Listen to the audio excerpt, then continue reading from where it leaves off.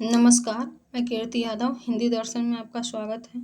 आज हम UP board class 10 के चैप्टर नंबर 13 में दी गई रचना हल्दी घाटी को पढ़ेंगे, जिसके रचनाकार श्याम नारायण पांडे जी हैं।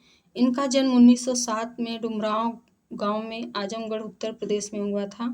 आरंभिक शिक्षा के बाद ये संस्कृत अध्ययन के लिए वाराणसी आ गए, जहाँ इन्होंने साहित्याचार्य की परीक्षा उत्तीर्ण की। इन्होंने आधुनिक युग में वीर काव्य परंपरा को खड़ी बोली में प्रतिष्ठित किया। सन 1991 में इनकी मृत्यु हो गई। प्रमुख रचनाएं इनकी हैं हल्दी घाटी, जौहर, तुमुल। तुमुल एक खंड काव्य है और इन्होंने मुख्यतः वीर रस की रचनाएं की हैं। चलिए इनकी कविता जो है उसको पढ़ते हैं। मेवाड़ केसरी देख रहा, केवल रण का न तमाशा था। वह दौड़ दौड़ करता था रण, वह मान रक्त का प्यासा था। चढ़ चेतक पर घूम घूम करता सेना रखवाली था। ले महामृत्यु को साथ साथ, मानो प्रत्यक्ष कपाली था। इस कविता में जो कवि हैं वह महाराणा प्रताप की वीरता और हल्दी घाटी के युद्ध की सजीवता का वर्णन करते हुए कहते हैं, मेवाड़ केसरी महाराणा प्रताप। मेवाड़ केसरी यानी महाराणा प्रताप। रण मतलब युद्ध। केवल युद्ध का तमाशा नहीं देख रहे थे, युद्ध का जो दृश्य है वही नहीं देख रहे थे खड़े होकर के, बल्कि वह दौड़ दौड़ कर युद्ध भी कर रहे थे। वह मान सिंह के रक्त के प्यासे थे। वह मान सिंह का विनाश करना चाहते थे। अपने चेतक घोड़े पे घूम घूम करके वो सेना की रखवाली भी कर रहे थे और युद्ध भी कर रहे थे। उनको देख करके ऐसा प्रतीत होता था मानो स्वयं महाकाल महामृत्यु को साथ लेकर के युद्ध भूमि में अवतरित हो गए हों। उनको देख करके ऐसा लग रहा था कि महामृत्यु को साथ लेकर के स्वयं शिव जी युद्ध भूमि में आ गए हैं। यहाँ पे जो इसका काव्य सौंदर्य है, घूम घूम और साथ साथ में पुनरुक्ति प्रकाश अलंकार है। मानो प्रत्यक्ष कपाली था में उत्प्रेक्षा अलंकार है।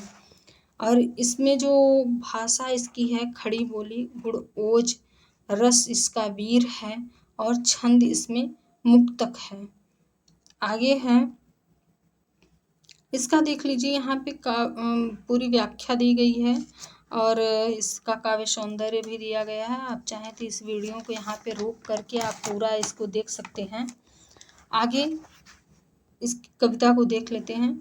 चढ़ चेतक पर तलवार उठा, रखता था भूतल पानी को। राणा प्रताप सिर काट काट करता था सफल जवानी को। सेना नायक राणा के भी रण देख देख कर चाह भरे। मेवाड़ सिपाही लड़ते थे दुगने तिगुने उत्साह भरे। तो यहाँ पे महाराणा प्रताप, उनके सेनापति और मेवाड़ सैनिकों की वीरता का वर्णन करते हुए कवि कहते हैं कि अपने चेतक घोड़े पर तलवार लेकर के महाराणा प्रताप युद्ध कर रहे हैं, तो वो भूतल के पानी को अपने अंदर समाहित किए, अर्थात अत्यंत शौर्य को, उनके अंदर जो शौर्य है, वीरता के गुण हैं, उनके अंदर समाहित हैं। राणा प्रताप अपने शत्रुओं का सर काट करके अपनी जवानी को सिद्ध करना चाहते हैं, अपनी जवानी को सफल सिद्ध कर रहे हैं। सेना नायक मतलब सेनापति, सेनापति भी जो राणा प्रताप के सेनापति थे वो भी राणा प्रताप को युद्ध कर देखते हुए अत्यंत उत्साहित हो रहे थे। मेवाड़ के सिपाही भी राणा प्रताप को युद्ध करते हुए देख करके दुगने तिगुने उत्साह के साथ युद्ध करने लगे। अर्थात उनके अंदर भी जोश भर गया। इसके जो काव्य सौंदर्य इसमें सेम है, भाषा इसकी भी खड़ी बोली, गुण ओज, रस वीर रहेगा। बस इसमें थोड़ा सा अलंकार, इसमें थोड़ा सा देख लीजिए।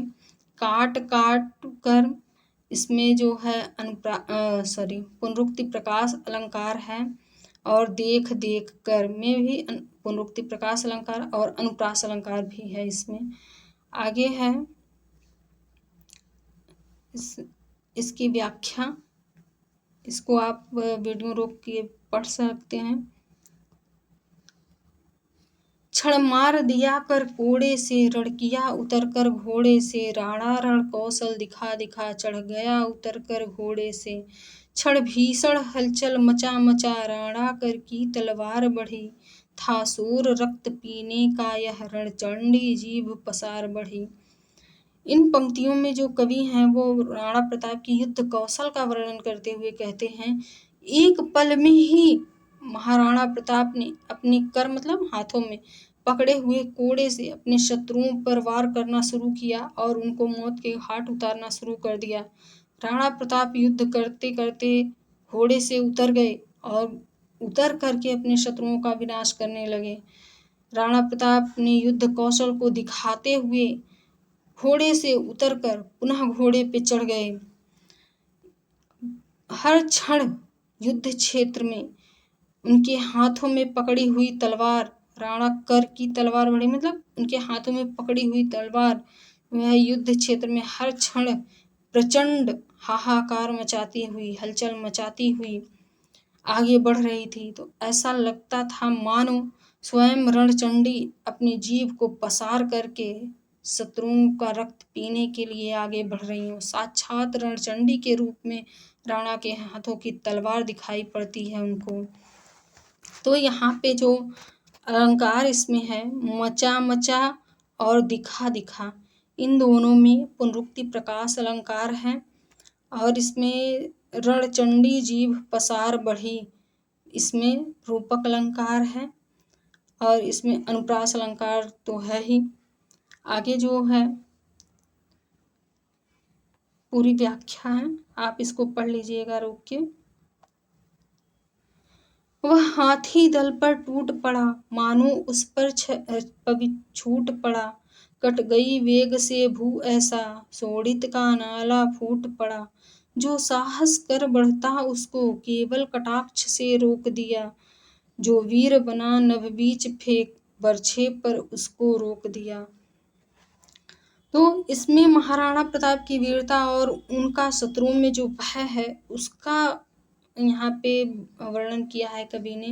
वो कहते हैं कि वो हाथियों के समूह पर, हाथियों की जो सेना थी उस युद्ध क्षेत्र में शत्रुओं की, उस पे वो टूट पड़ते हैं। तो ऐसा लगता है मानो उस पर पवि मतलब वज्र, ऐसा लगता है मानो शत्रु सेना पर या शत्रु की हाथियों वाली सेना पर वज्र टूट पड़ा है और वो भीषण नरसंहार करते हैं, उस सेना का विनाश करते हैं।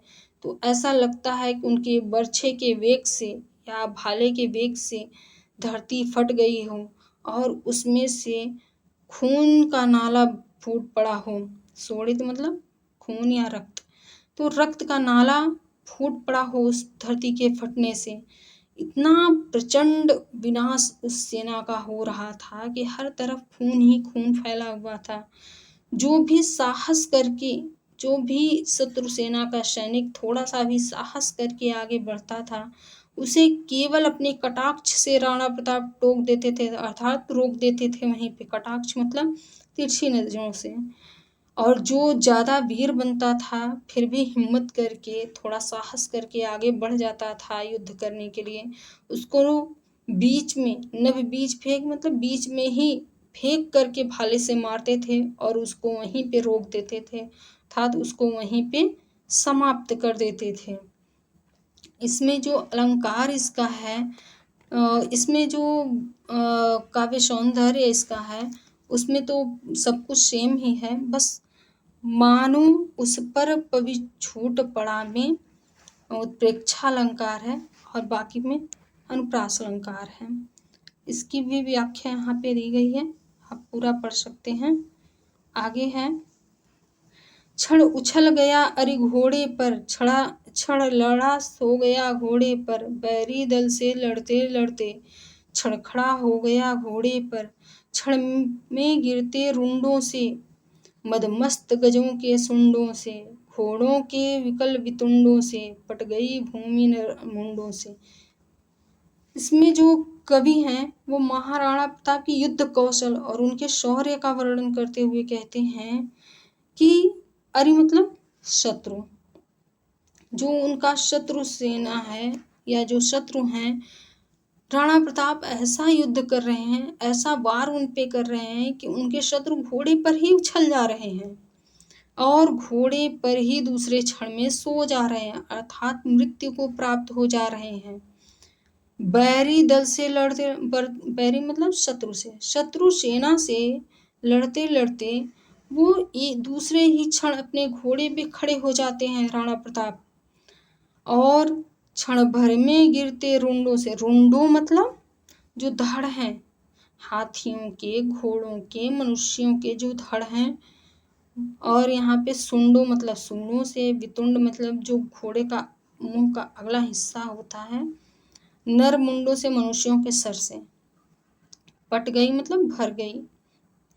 तो एक एक क्षण में बुरा युद्ध भूमि जो था वह धड़ों से, मदमस्त हाथियों के सूंडों से, घोड़ों के व्याकुल वितुंडों से और पूरी युद्ध भूमि मनुष्यों के सर से, नरमुंडों से पट गई था। इतना भीषण युद्ध था वह कि वहाँ पे केवल घोड़ों के वितुंड, हाथियों के सूंड, धड़ और नरमुंड ही दिखाई पड़ते थे। इसमें जो अलंकार है, इसमें वो अनुप्रास अलंकार है, लड़ते लड़ते में पुनरुक्ति प्रकाश अलंकार है, और इसका जो काव्य सौंदर्य है बाकी का, भाषा, गुण और रस, उसको आगे दिया गया है, उसको आप पढ़ सकते हैं। आगे है इसकी व्याख्या, इसको आप पढ़ लीजिए। ऐसा रण राणा करता था पर उसको था संतोष नहीं, क्षण क्षण आगे बढ़ता था वह पर कम होता था रोष नहीं। कहता था लड़ता मान कहाँ, मैं कर लूं रक्त स्नान कहाँ, जिस पे तय विजय हमारी है वह मुगलों का अभिमान कहाँ। यहाँ पे राणा प्रताप के शौर्य का वर्णन करते हुए, उनके इतने शत्रुओं का विनाश करने पर भी जो संतुष्टि उनको नहीं मिलती, उसका वर्णन करते हुए कवि कहते हैं कि राणा प्रताप ऐसा युद्ध कर रहे थे, ऐसा प्रचंड युद्ध कर रहे थे, फिर भी उनको संतुष्टि नहीं हो रही थी, उनको संतोष नहीं हो रहा था। वह प्रत्येक क्षण युद्ध करते हुए सेना में आगे बढ़ते जा रहे थे, लेकिन उनका क्रोध कम नहीं हो रहा था। रोष मतलब क्रोध, उनका क्रोध कम नहीं हो रहा था, और वो कहते जाते थे कि मान सिंह कहाँ है, मैं उसके रक्त से स्नान कर लूं, जिस पर तय विजय हमारी है वह मुगलों का अभिमान कहाँ। वह मान सिंह कहाँ है जिसे मुगलों ने अपना सेनापति बना करके भेजा है, उसको मैं मार लूं, जिससे हमारी जो विजय है वह सुनिश्चित हो जाए। वैसे तो महाराणा प्रताप को ये सुनिश्चित ही है, विश्वास है कि विजय हमारी ही होगी, इसलिए वो मान सिंह को ढूंढ रहे हैं कि उनको मार करके मैं अपनी विजय को सुनिश्चित कर लूं, पक्का कर लूं अपनी जीत को। वह मुगलों का अभिमान कहाँ, जिससे मुगलों ने अत्यंत घमंड के साथ में अपना सेनापति बना करके भेजा है, मैं उसे मार करके अपना जो विजय है उसे पक्का कर लूं। ये मान सिंह को ढूंढते हुए राणा प्रताप अत्यंत क्रोधित हो रहे हैं, उनको संतुष्टि नहीं हो रही है सारे शत्रुओं का इतना विनाश करने के बावजूद। तो ये जो कविता है इसकी व्याख्या यहाँ पे दी गई है, आप चाहें तो इसको पूरा पढ़ सकते हैं। थोड़ा सा वीडियो को पॉज करके इसको पूरा पढ़ लीजिए। सॉरी, इसका काव्य सौंदर्य मैंने शायद नहीं बताया। इसमें क्षण क्षण में पुनरुक्ति प्रकाश अलंकार है, बाकी सारा कुछ वैसे ही है। अनुप्रास अलंकार इसमें है, भाषा इसकी खड़ी बोली है, रसवीर और गुण ओज है, और इसको आप पढ़ लीजिए।